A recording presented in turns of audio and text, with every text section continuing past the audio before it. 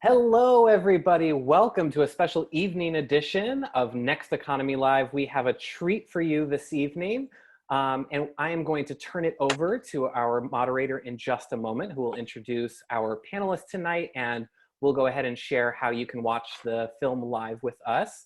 I wanted to quickly thank our partners who helped make this series possible: Intentional Media, Opportunity Collaboration, the American Sustainable Business Council, Jump Scale, as well as account keepers Bromberger Law and Sustain VC. And with that, it is my distinct pleasure to introduce Greg Hemmings, who is going to moderate this evening. He's a documentary filmmaker who's passionate about using film to create positive change. He's also the CEO and founder of Hemmings House Pictures, a certified B Corp commercial film production company that helps companies share their values with their stakeholders through impactful films. And my favorite fun fact is Greg is also a member of SVC. And with that, I am going to disappear from your screens and turn it over to you, Greg. Thank you so much, Isaac. Much appreciated, and what a treat to be here with all of you, and also such a treat to be able to connect with our greater SVC community. I know certainly for Heather, who we're going to meet in a moment, it's a very special night to be able to share this incredible film. Now, many of you have not seen the film yet, and we're going to be jumping into it in just a couple of moments. But before we do that, I'd like to let you know that after the 1 hour film, we're going to be right here on this Zoom link, and we've got an incredible panel discussion lined up for everybody. And we're going to have Heather White, the director of the film, co-director and producer of the film. We've got Elaine Liu, and I'm going to do proper introductions for these incredible humans right after, but so it's a little bit of a tease to bring you in. And we have Ethan Gutman. So we've got a fantastic panel of experts to talk to the spirit and the soul of the film Complicit that Heather has brought to the world.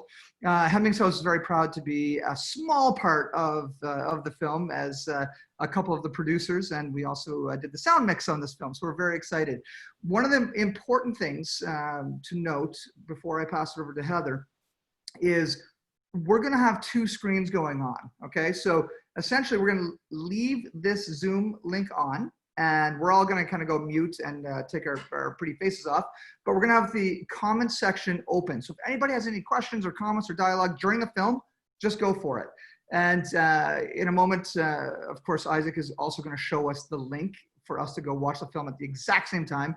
And if you saw it in your email earlier, it's youtube.com/c/Hemmings House. But it's going to come up on the screen in a moment and in the comment section.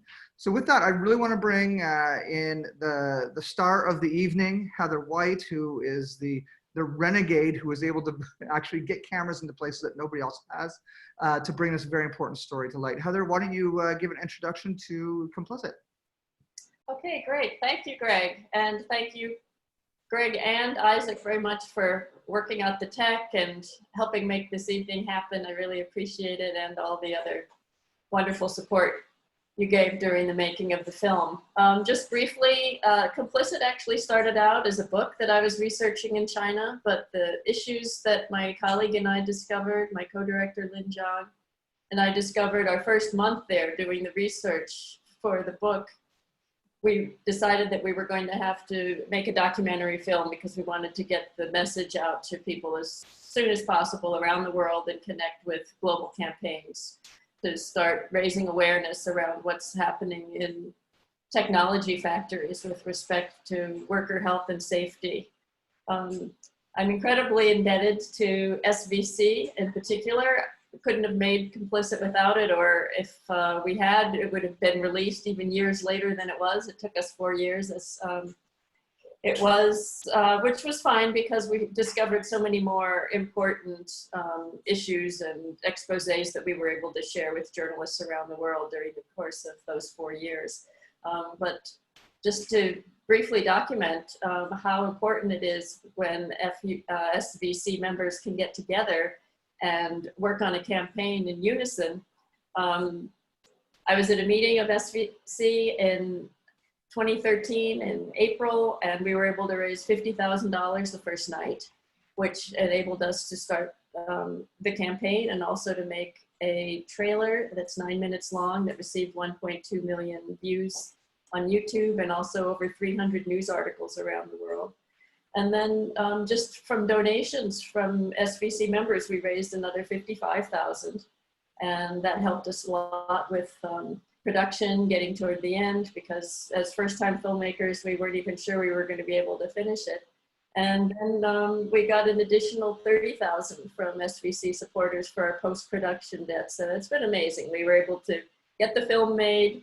As first-time filmmakers, it's almost impossible to raise money from traditional documentary sources if you don't have a track record already.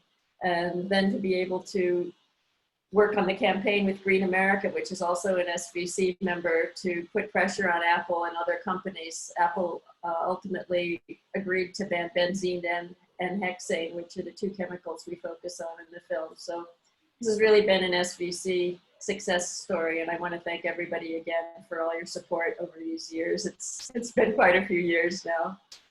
So other than that, before we start, I'd just like to mention, for people who don't know, Complicit has won 9 international awards at film festivals, and we're still in festivals, still getting invited because these issues are very compelling. China is front and center on the international stage right now for a lot of different reasons that we'll talk about afterwards. And I'll turn it back to you now, Greg. Okay, thank you so much, Heather. And also, I want to thank you, Heather, because you sent me all the way to Kiev, Ukraine, to screen us at the International Human Rights Film Festival. So you helped me feel like a rock star. And it was awesome to see the passion of that audience who has challenges of their own in different respects. And the film has had such impact around the world. So if folks can just take a look in the chat, you're going to see the link to the YouTube channel, which is youtube.com/c/Hemmingshouse. And it should be right there at the top, very easy. And we're essentially going to come back in 56 some odd minutes and continue to talk. So head on over there. If anybody's any problems, any technical challenges, just go into the comment section here, because we're just going to hang out and be here to continue dialogue. So thank you, and we'll see you in a little less than an hour.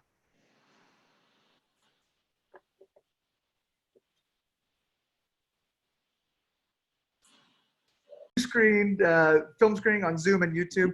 So thank you so much for your patience on that. And I'm really happy to see that film again. And if you haven't had a chance to finish the whole film, don't worry. We'll keep it up for, what would you say, Heather, another day or so on this link? That's fine.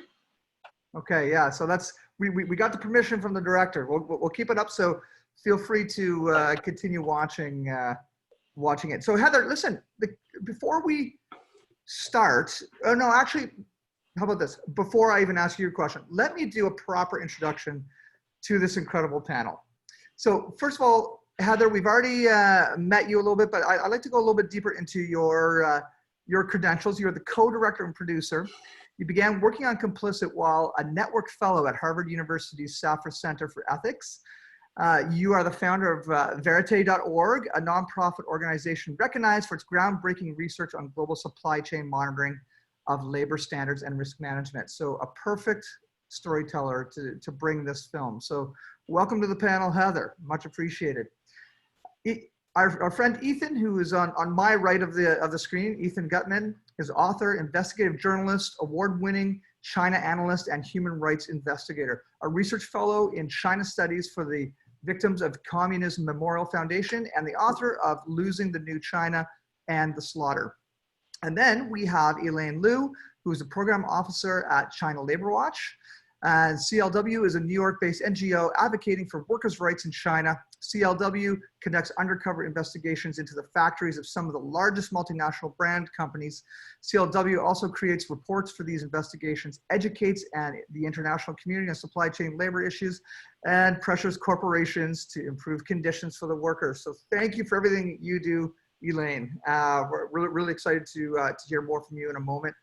Heather, the question that everybody has, and this was the same was true when I was representing this film in Kiev, is how are the workers doing now? There's a number of characters that we become connected to, and I know in the 90-minute version of this film, it's a considerably more emotional journey because we get to know them a little bit more. But how are they doing? How are they faring? Well, fortunately, I have good news, which is that everybody is alive and seems to be doing well. I had email exchange with Yi Ting, the main character in the film, last week, and he said that everyone in his family is doing well. His son is now 10 years old. He's the little boy that you guys saw in the film, who was 5 years old at the time. And yeah, he's doing okay. He's no longer working with NGOs in Hong Kong because the pressure got to be too intense on NGOs and also on him.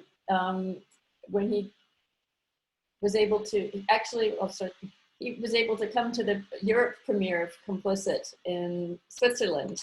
Wow. And it was his first time ever leaving the country.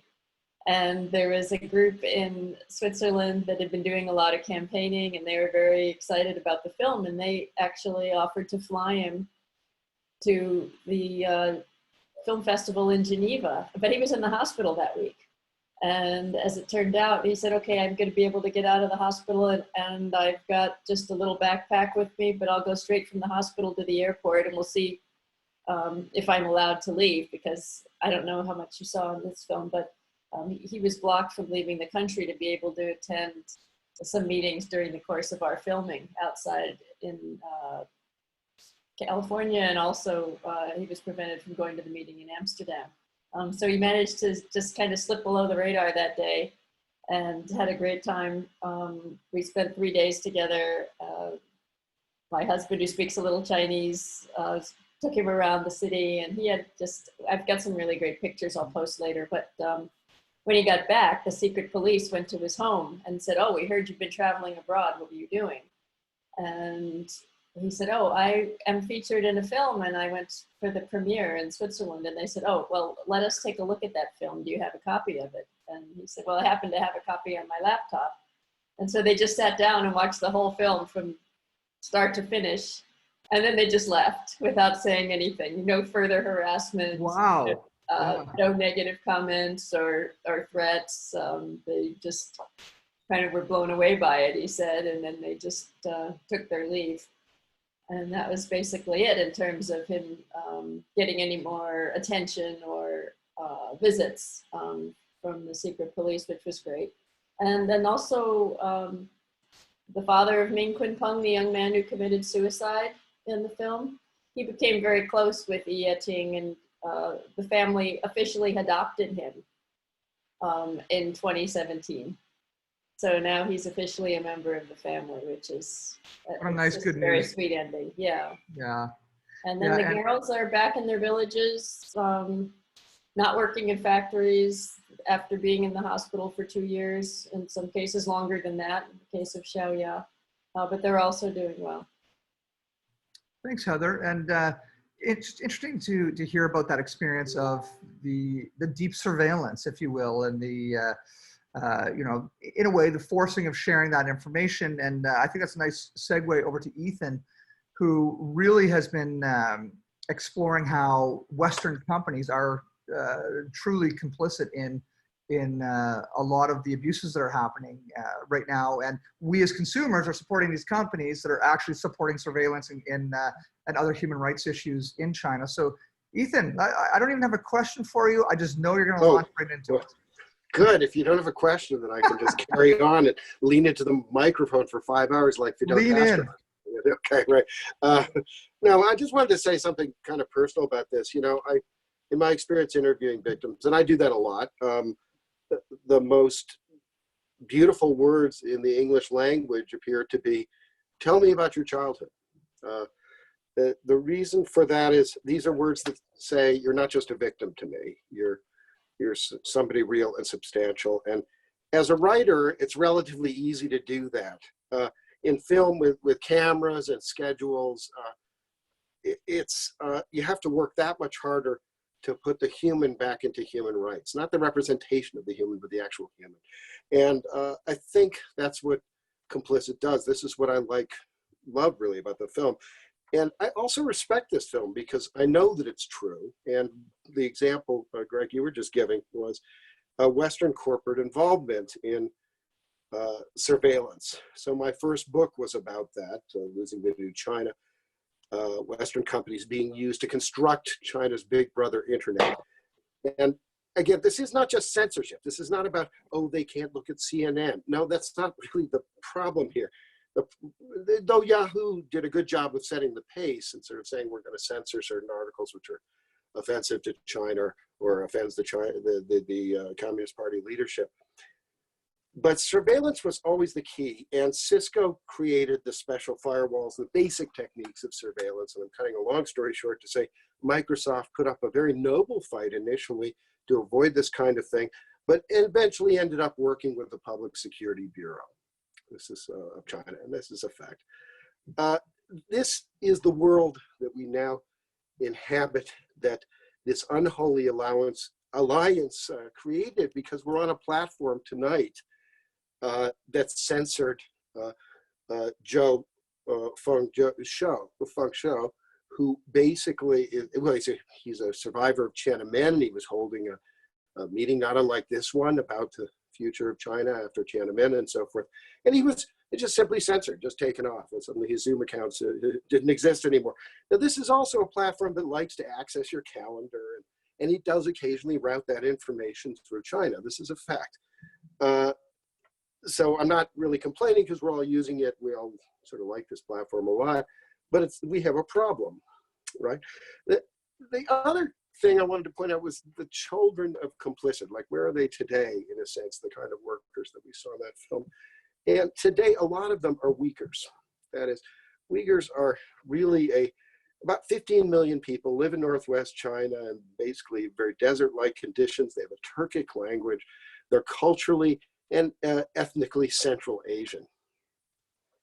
Starting in 2016, they were blood tested en masse, everybody above 12 years old. And 1 to 3 million were rounded up. We don't really know, it's somewhere in there, probably 1.5 or 2 million. They were placed into re-education camps. Now, I've done interview with camp survivors all over the world, but particularly in Kazakhstan. And there are 2 types of people who leave those camps, who get out. The first are about 18 years old. They're often female. They're said to be graduating. These are people with light hands, okay? They're exactly what you see in the film. This is a slave labor population. As bad as it is in the film, this is worse. They're completely controlled. They're kept in separate dormitories. They're fed separate food, and their spare time is filled with singing patriotic songs. Now, their destinations, these movements have been recently studied by the Australian Strategic Policy Institute, and I'll just go through that very fast. I want to give you one quote from this. It says, Uyghurs are working in factories that are in the supply chains of at least 83 well-known global brands in the technology, clothing, and automotive sectors, including Apple, BMW, Gap, Huawei, Nike, Samsung, Sony, and Volkswagen. So this is about 25,000 Uyghurs per year sent across China. And in fact, I read the report very carefully. And yes, they clean iPad screens.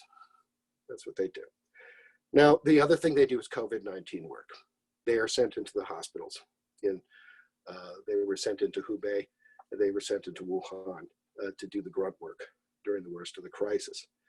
Now, finally, organ harvesting. This is my field, and this is my estimate. This is the other population that leaves the camp, and they leave in the middle of the night. At a minimum, 25,000 people are selected every year for organ harvesting. Their average age is 28 years old. That is considered the ideal age for organ harvesting according to the medical literature of China. And each one is worth $500,000 if sold to for an organ tourist.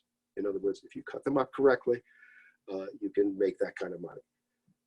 According to my research and some research by my friends in Prague, about 20 Western companies support the Chinese transplant industry. You may not have heard of some of them, but I'll just go very quickly.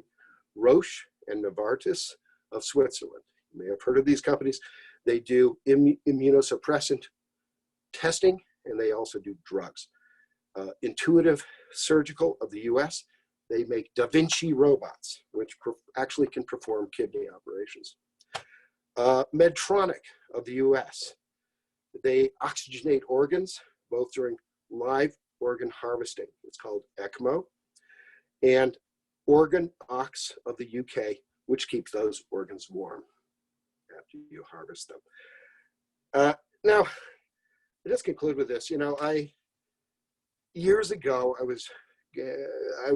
my son went to a chess match. He was about 9 years old or something, and this is in London. And I got a ride. I don't have a car in London, so I got a ride with a very nice guy. Gave me a ride in a kind of nice car, and I said, "What do you do?" And he said, "I'm in charge of Happy Meal toys in China. That's what I do." And I said, "Yeah, you know, it's funny because some of my Falun Gong refugee friends, people I've interviewed, made those toys or worked on them." And he said, "That's not true. I would never allow my children to play with toys like that." And I know what he was going to say next. He was going to say, if I pushed him on it, he would have said, "Those are subcontractors. I have nothing to do with those. Okay, they are not McDonald's. This isn't a straight McDonald's contract." And the fact is, what is the point of this story? The point of the story is I didn't get out of the car. The point of the story, I drove onto the chess match. It was far away in London. I didn't feel like taking public transportation because I didn't want to embarrass him or create an unpleasant moment. But, you know, the point, I know how hard this is, in other words, but the fact is there are many things we can do about these problems, but they all start with embarrassment, all of them. And so I'll get into those in the questions, but thank you very much. It's a great honor to be here for such a wonderful film. Well, thank you, Ethan, for that eye-opening insight. And wow, it's such an eye-opener. And you know, I've got my iPhone right here, and you know, I've been pushing this film for a couple of years now, and you know, there's just so many basic decisions we can all make, and for some reason we're not. And the word complicit, the name of this film, is I think a word that we all need to meditate on right now, especially right now as the whole world is tipping, where incredible change can happen. And speaking of incredible change, I would like to bring Elaine Liu into the conversation. Elaine, China Labor Watch, what's the situation right now, specifically right now, where there's such a crackdown not only on the mainland, but also in Hong Kong for journalism, censorship, everything else? How are you guys doing, and how is the other NGOs that are working in your space faring through this? China Labor Watch, we've been around for around 20 years, and a lot of our work has been doing these undercover investigations into factories that manufacture for multinational companies such as Apple, Samsung, Disney, Walmart. And so we haven't run into, we did run into issues previously. We've been questioned. We used to have offices in Sichuan and in Guangdong province as well, but unfortunately they have been closed recently. And it's just the crackdowns have been escalating over the years. In 2017, this was probably one of the first times that we ran into issues with our investigations. 3 of our investigators were detained for doing research into Ivanka Trump's factories in China. Fortunately, the 3 were released after a month on bail pending a trial. But we saw that incident as being more political in nature because it was on Ivanka Trump's factories. And so that was why we believe the 3 may have been detained. But since 2017, we've still been able to release these reports and continue the investigations every year. But of course, we're seeing a lot of challenges on the ground, not just with us, but with other organizations as well. And I think it's not just with labor in general, it's with across human rights, activism and civil society in the mainland. And the Chinese authorities have launched, several crackdowns over the years. And I'll just highlight 2 major crackdowns that have happened in the labor rights, in terms of labor rights activism on the mainland, because I think it really shows, the environment we're working in across the board on the mainland. So the first one, just very briefly, was in 2015 when authorities, launched coordinated raids across Guangdong province. And they detained dozens of labour activists and NGO staff. And although the majority of them were released, but 3 were actually handed suspended sentences and one served 9 months in prison. And they were charged with gathering a crowd to disrupt public order for their role in a shoe factory strike in 2014. And the second crackdown was started in the summer of 2018 and continued into 2019. And it started when workers at JASIC Technology, which is in Xinjiang, attempted to unionize. And they garnered support from Marxist and Maoist university students, retired party officials who came out to support. But they were met with brutal repression because authorities then started detaining them, and a lot of workers and students were disappeared. And even those who didn't even participate in the JASIC incident itself were just swept up in this crackdown. So we saw social workers, NGO staff, and even writers from Marxist organizations being picked up as well. And most recently, several activists who managed a social media account advocating for the rights of sanitation workers were detained in December. And fortunately, though, they were released after just 15 days. So what I've just outlined just covers labor, as I said, but these sort of crackdowns have hit feminist activists as well. I mean, in 2015, 5 feminist activists were planning to hand out stickers for International Women's Day, but were detained for a month. And then public interest NGOs as well have been, facing challenges too. And just something more recent, like the coronavirus outbreak, citizen journalists who traveled to Wuhan, where the outbreak first started and the first case was, they've been detained or disappeared as well. And so, as you can probably imagine, it's become increasingly difficult to work on these issues. And these crackdowns have had a chilling effect. Many activists, NGOs, have given up doing this work. Some of them have given up doing this work. They've shut their doors. Have decided to transform into organisations that may be more acceptable for the government, like community service organisations. And I wanted to touch on one final point on Hong Kong, because historically, a lot of NGOs that focus on human rights in China have located themselves in Hong Kong, where it has been much more safer and they're free to operate. But as we probably have all seen, the protests which started last year with the anti-extradition bill protests, and then right now the national security law, we can see that this will actually put a lot of, place a lot of obstacles and a lot of challenges, present a lot of challenges for civil society in Hong Kong. Because the national security law, it criminalizes acts like succession, subversion, terrorism, foreign interference. And these are very broad terms. And actually, on the mainland, activists and human rights lawyers have been charged with subversion of state power. And even NGOs have been accused of having links to foreign powers and organizations and have ended up facing criminal charges. So yeah, the scope of the law is very broad, and I think a lot of activists on the ground in Hong Kong are quite worried about the national security law being enacted. And yeah, so I just wanted to end on that final point. Thank you, Elaine. We've got a few questions coming up in the Q&A.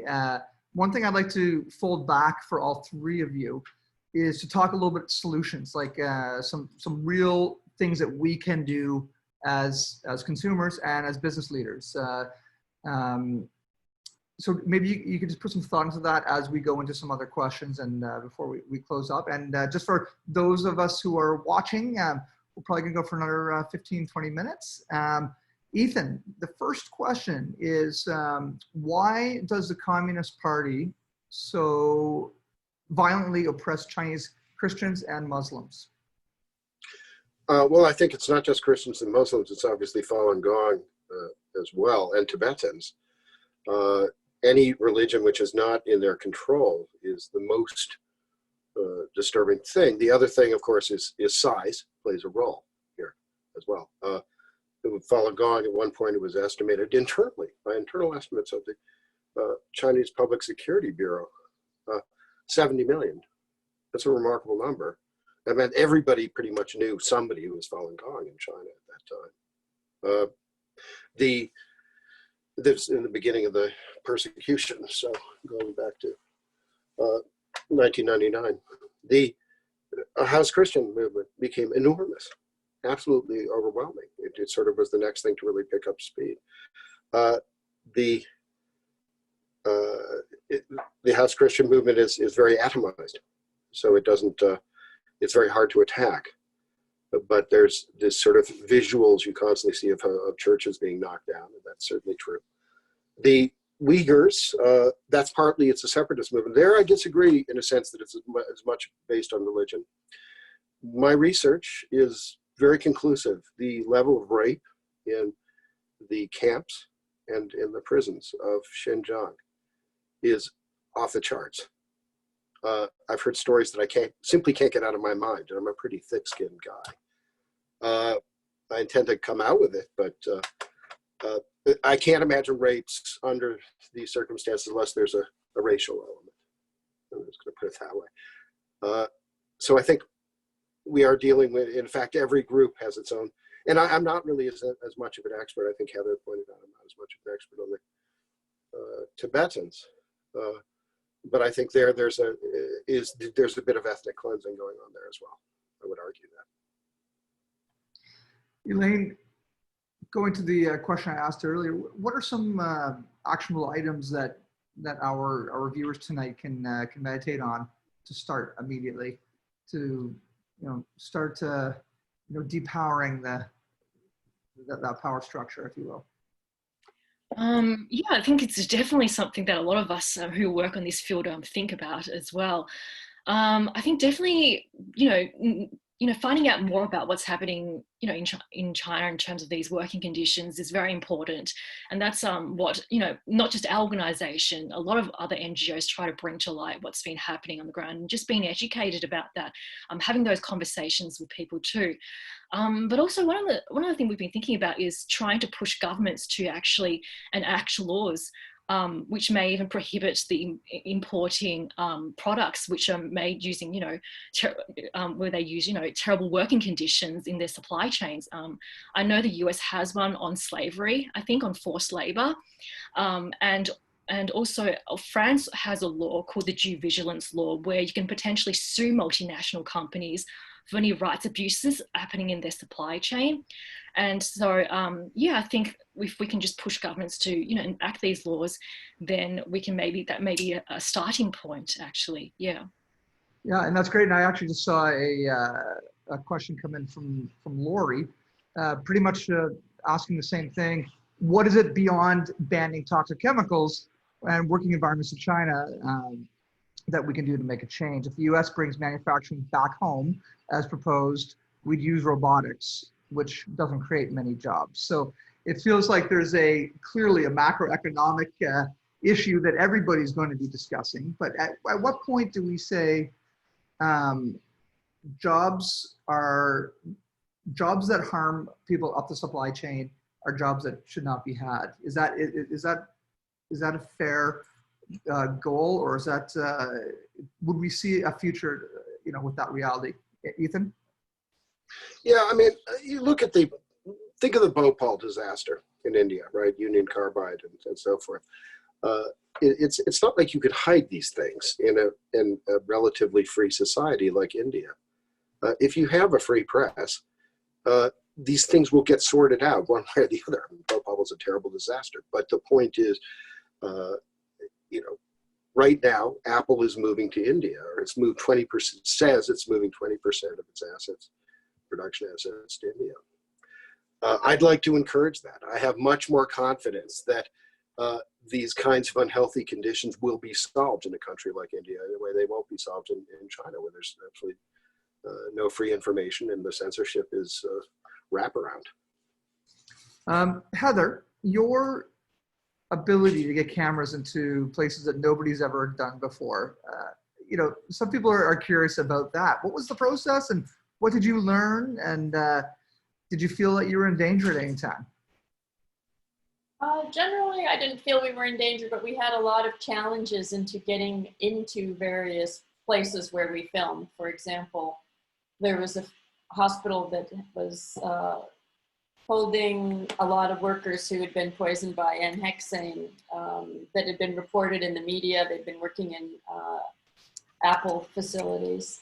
And it took about 3 efforts for us to be able to get in and not be chased out by nurses and security guards, because in the hospitals where they're concerned that the workers, because they worked on sensitive products for companies that, like Apple, have a big reputation, have a global reputation, that are producing in China, the government has gotten much more protective of global brands than they used to be. And they've even passed legislation, since we were working on COMPLICIT, that protects the brands, that puts all the pressure and the burden of proof on journalists and NGOs, which has created a chilling atmosphere, of course, for those organizations to operate. But in this particular hospital, because the workers were well known and had been reported on in the international media, there were surveillance cameras in every room. So being able to speak with those workers was a big challenge, but I just kept bringing different assistants to the hospital to see if I could succeed in having someone who looked young enough that the nurses would think that they were college students, which actually happened with one of the assistants finally. And so she was able to get in, and when the nurse found her interviewing workers, she ended up spending about 90 minutes there. She said, "Oh, I'm here for one of my professors, and I just want to talk to some patients, and you know, I don't have any particular research project in mind, etc." So she was allowed to stay. We were followed on occasion by folks from a factory where we had gone just to get proof. But when doing the film like this, it's going to be able to appear on broadcast media and is a piece of journalism. You have to have proof of everything that the workers say in the course of the interviews. So we had to go and get occupational disease diagnoses, the evidence for all the workers. Some of the workers who were poisoned, if they didn't have their diagnosis yet, but then we weren't able to include them in the film, which was a very tough decision, because some of them had very touching and poignant stories.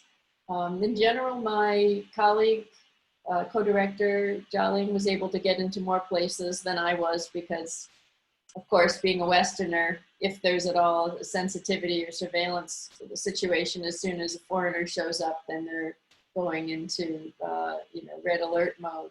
But she was very successful in being able to get to a lot of places, like the funeral of Yilong at the beginning of the film.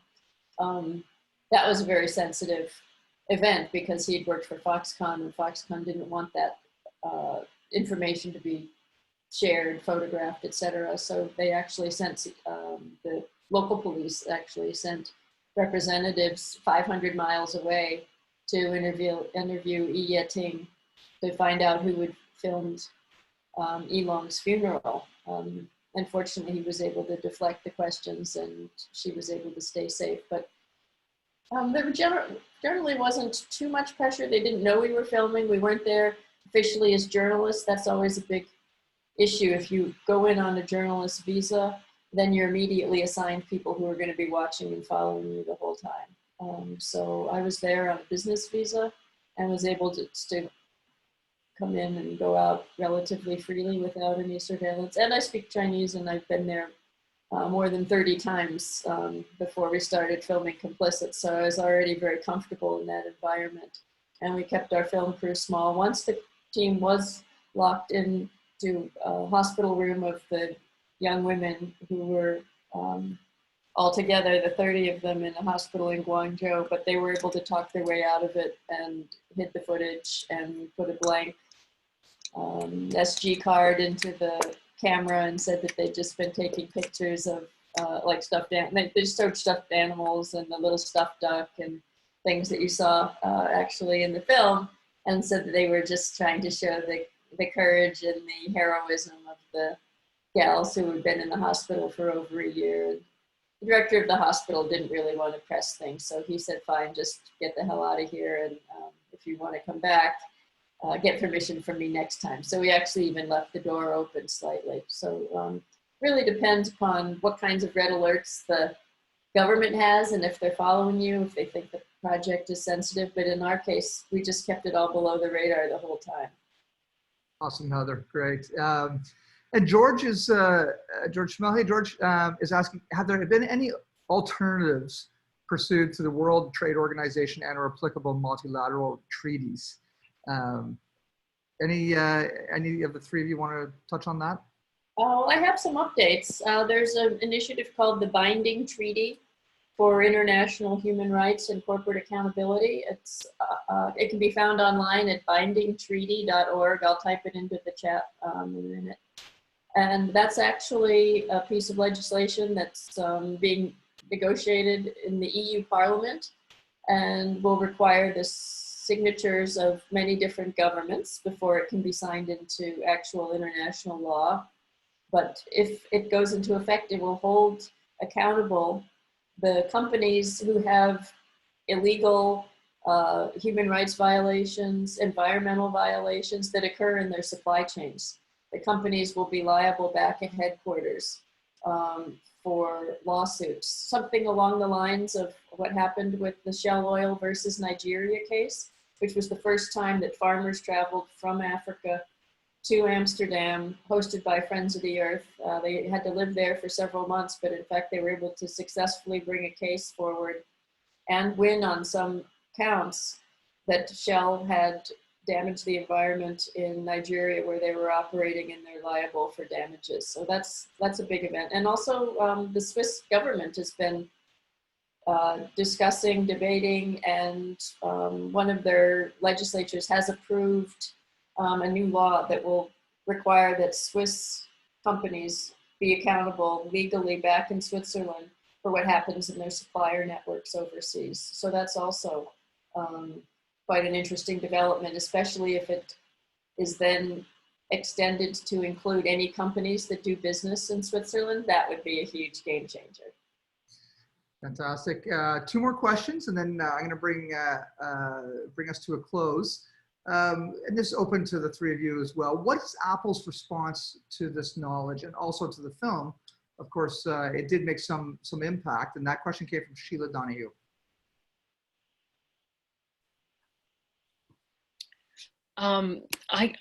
So Charlie Watt corresponds quite a lot with Apple, actually.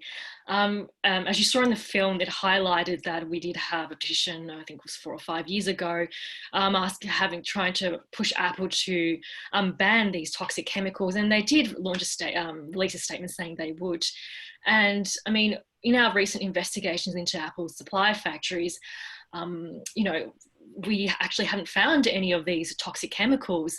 But of course, our organization is very small. We cannot investigate every one of Apple's factories in China to see if they're using these toxic chemicals. But yeah, the ones that we have been looking into, we haven't found these toxic chemicals. And of course, it's not just the factories that I think we should be looking into, because some of, like the film also showed that some of these orders can be passed on to another factory down the supply chain as well. So there's a question of, are all the orders being, you know, given to Foxconn? Is it all being manufactured at that factory? So that's a question, yeah, that we need to think about too. Thanks. Thanks for that. It's, I think the film showed it brilliantly about how a corporation can say that they're totally clean, but the investigation stops at that level of the supply chain. Who knows what it's serving? So, really thoughtful discussion for sure. So, last question before we go to final remarks is from Lori Atwater, and she asks us to all three of you: what recommendations do you have for us who are aspiring filmmakers about documenting sensitive issues? I plan to drive across the U.S. next month to document the voices and images of America during such a time as this. My hope is to encourage the next generation to take positive action beyond protest. How much research do you do before starting a film? And I think all three of you could probably touch on that in some regard, whether you're filmmakers or not. I have a comment here. There's so much relating to what you were talking about, Heather, when you were saying, how you thought about these things and how you sort of go under the radar and were very careful. And I was facing this recently because I wanted to talk to the majority of the refugees from the camps in Xinjiang are actually in Kazakhstan. They're not in Turkey. They're not in the United States or Canada. That's where some of them in Scandinavia.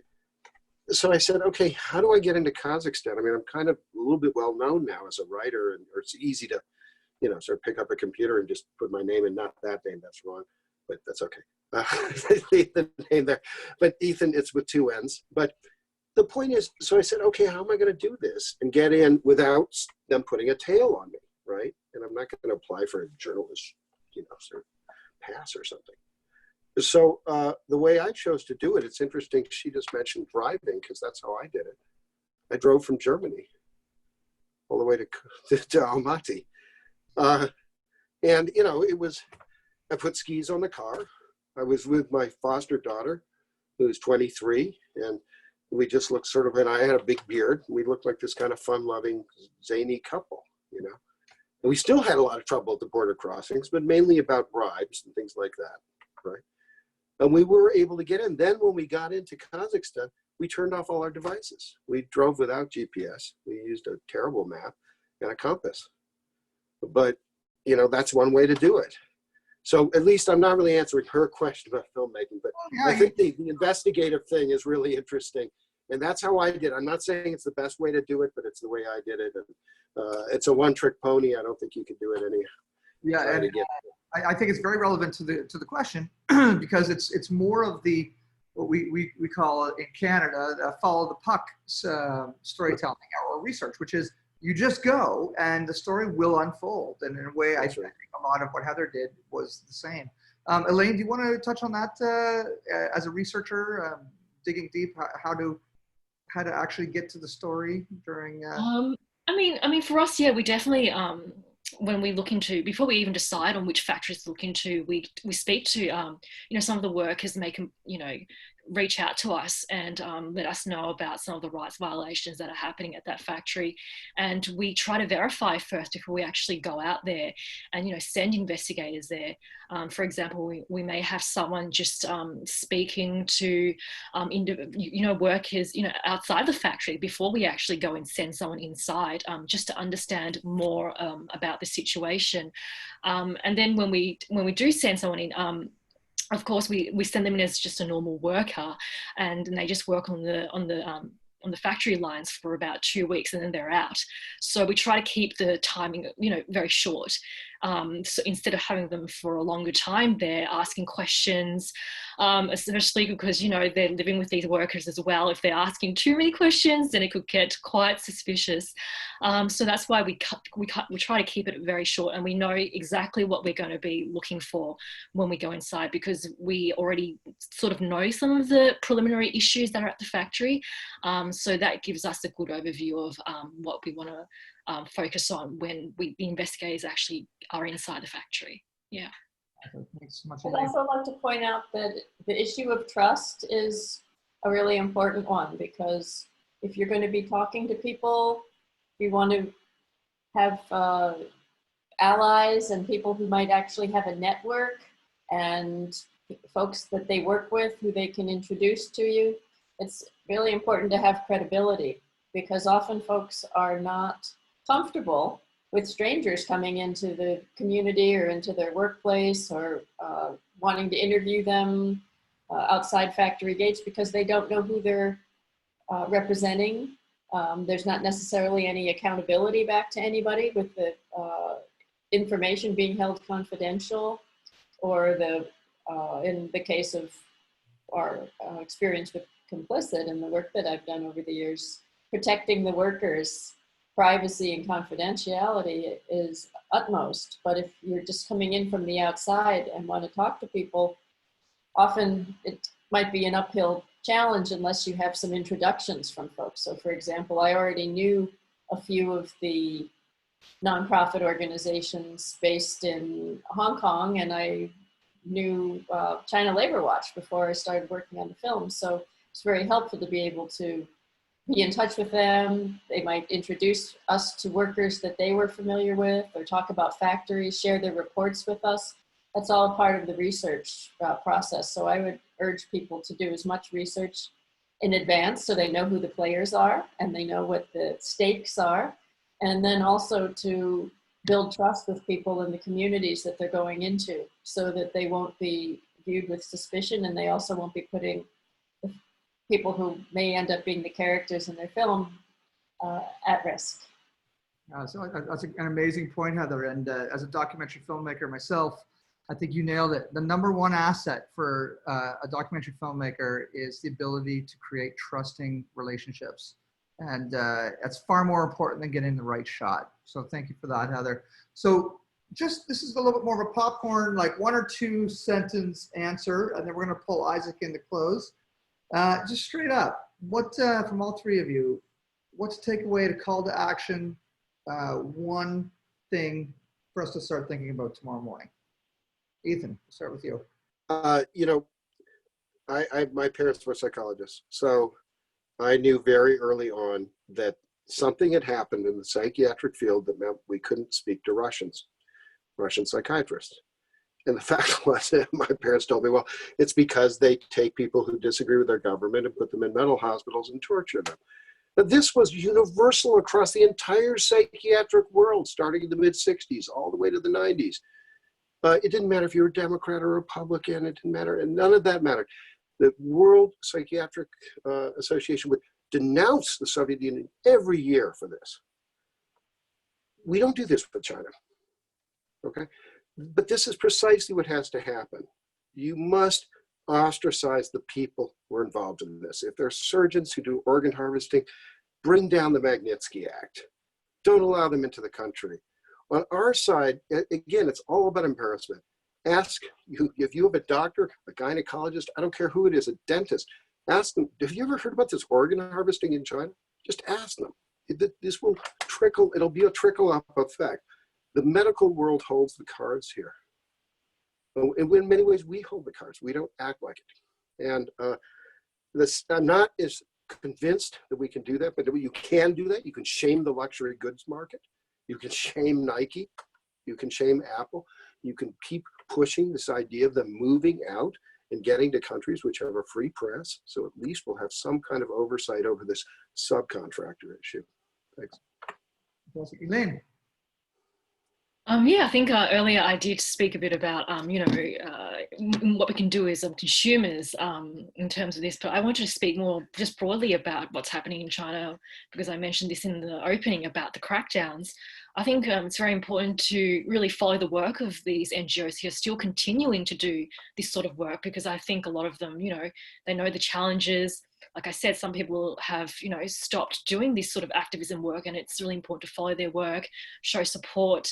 And I also touched on Hong Kong as well in the opening too. And I think it's in the US, I know there are groups in cities that are doing solidarity work for Hong Kong. For example, in New York, I know there's like a New York for Hong Kong Facebook group, and on Twitter as well. You can follow them, look at their campaigns, show up and listen in on what they have to say. There's something called the Lao San Collective as well. They do great analysis on what's happening in Hong Kong. Just following these developments and just showing support for these activists who are under so much pressure and face so many obstacles and challenges in their work on the mainland, Hong Kong, Taiwan. Yeah, for sure. Fantastic. And Heather, in your response, you can also take a look at Laurie's question as well and wrap it up in a few seconds here. Let's see, is it in the Q&A? She's wondering about funding, but it might be a good idea, Laurie, for you and Heather to get connected directly. I don't know if you two know each other or not, but Heather, you might want to put your email in for people to ask questions specific about that, because it's a very good question, how you hustled to get the scrappy grassroots funding for this film, and the Social Venture Circle was critical in that. Anyhow, I think you two should connect for sure. But Heather, what's your final call to action? My final call to action is to urge consumers and people who care about the issues that are going on right now with China that we talked about, and also the ongoing threats to Hong Kong, to really question their purchases from China, because we're at a very pivotal stage right now where I don't think that it's possible to produce products ethically within a country that's a totalitarian dictatorship that's threatening Taiwan, Hong Kong, involved in cultural genocide in Tibet, as well as in Xinjiang, as Ethan elaborated on in very important detail. I think that these calls for regime change in China are very important ones. At the same time, our corporations are often going in the wrong direction, and they might be pulling out to some extent right now, or they're talking about producing in Vietnam and going to other low GDP countries in the region because they don't want to have so much invested in one market in terms of their production. But the reality is that China is a place where workers are not allowed to express any kind of voice. That may be the dominant place for smartphones for Apple, but in fact, Samsung is producing all over Southeast Asia. Microsoft is producing all over Southeast Asia, and there are a lot of smartphone producers in South Korea. So it would be possible to produce in a more democratic environment. Of course, the price is cheaper in China, which is why Apple moved there in 2007 and within 10 years became a company with $1 trillion in market cap. That's because of the repressive environment that exists in China, which is only getting worse. It's not getting better. US companies said, if we trade with China, they'll eventually open more to democracy and they'll become a more free society with a more open press. The opposite has actually happened. And Wall Street has been very complicit in that. And so as consumers and as citizens, I think it's very important for us to try to support what's happening in Taiwan, Hong Kong, Tibet, Xinjiang, with workers, and to try to keep ourselves as educated as possible so we can call our congressmen when there's legislation that's been proposed to say we support putting more pressure on the Chinese government to stop with these repressive crackdowns. Great, Heather. And with that, we're going to come to a close. Right before I bring Isaac back in, I just want to say thank you to the panelists. Thank you so much for giving your time, and Heather for you putting the love into such an important story. The film was beautiful. I'm honored to have a very small piece of helping make it come to life. And thank you. Sound is beautiful. Yeah, the sound was good. If people want to watch it, it'll still be on the same YouTube link for the next 24 hours. One thing I would ask is if you like more films like this, if you could just do us a favor and just subscribe to the Hemmings House YouTube channel. We're trying to release as many important films as we can through a film series, and all you need to do is press subscribe and you'll get notified. And with that, let's bring Isaac from SVC, who helped us put this all together. Hi, well, I just wanted to echo Greg and thank you three for joining us on the panel and Greg for guiding the conversation. We so appreciate it. And I was gonna say for taking your evening, and then I remember Elaine, it's the crack of dawn where you are. So thank you all as we have viewers from around the world joining us. We do this every week, not a film screening, we're not that lucky, but we do live events and discussions, and we invite you to join us, and you'll get all of that in a follow-up email, so I won't bore you with links now. But again, thank you, and have a wonderful rest of your day or evening. Thanks, everybody. Have a great night and morning.